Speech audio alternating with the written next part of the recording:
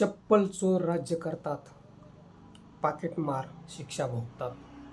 ज्यासुद्धा चपला विरोधी पक्षांच्या कार्यालयाबाहेर आजपर्यंत दिसायच्या, त्या सर्वच्या सर्व चपला आता भाजपच्या कार्यालयाबाहेर दिसतात. हिंदुस्थानी व्यवस्थेचा असा चप्पल बाजार झाला आहे. न्यायालय मात्र पाकीटमारांना खडी फोडायला पाठवितात.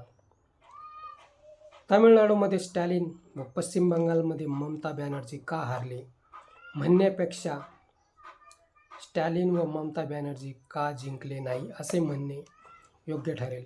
मोदी शहांनी सर्व यंत्रणा खिशात घालून राजसकट हाकण्याचे काम जोरात चालवले आहे. जेव्हा राजतंत्र बोजा बनते तेव्हा लोकतंत्र काम करते. ठाकरेंनी मैदान सोडले, ठाकरेंनी मैदानातून पळ काढला, ठाकरेंनी राजीनामा देऊन चूक केली अशी पतंगबाजी करणाऱ्यांनी तामिळनाडू, पश्चिम बंगाल, आसाममध्ये काय घडले ते व काय बिघडले ते प्रथम पाहावे. कोणाच्या भरोश्यावर ठाकरेंनी बहुमत चाचणी घ्यायची होती? काँग्रेसच्या?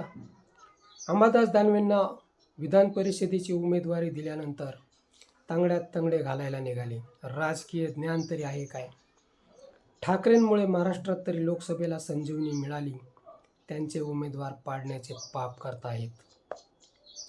सिस्टीम बिघडली की क्रांती होते. आता लोकांना जागृत करायला हवे.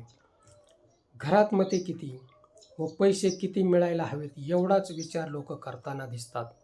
त्यांना मुख्य प्रवाहात आणण्यासाठी पावले ठोसपणे उचलली पाहिजेत.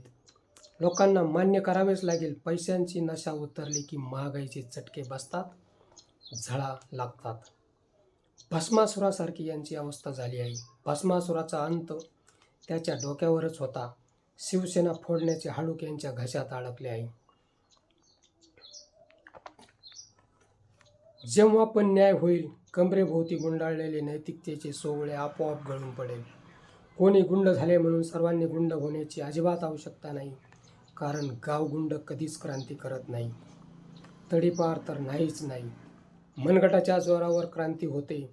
ठाकरेंनीच सांगितले आहे. न्यायाचा मंगल कलश आल्यानंतर क्रांतीची झलक पाहावयास मिळेल. आता न्यायालयच ठरवेल लोकशाही प्राणवायूवर की तिरडीवर. तेव्हा हताश होऊ नका.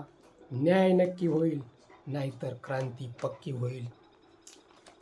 तामिळनाडूमधील स्टॅलिन व पश्चिम बंगालमधील ममता बॅनर्जी यांनी हताश होण्याचे अजिबात कारण नाही. कारण हा विजय चोरलेला आहे. विजय झालेला नाही, तर त्यांनी विजय चोरलेला आहे आणि कोर्टातून त्याची दखल घेतली जाईल. मित्र, हा व्हिडिओ कसा वाटला ते कमेंट बॉक्समध्ये सांगा व ॲक्शन मराठी चॅनलला सबस्क्राईब करा.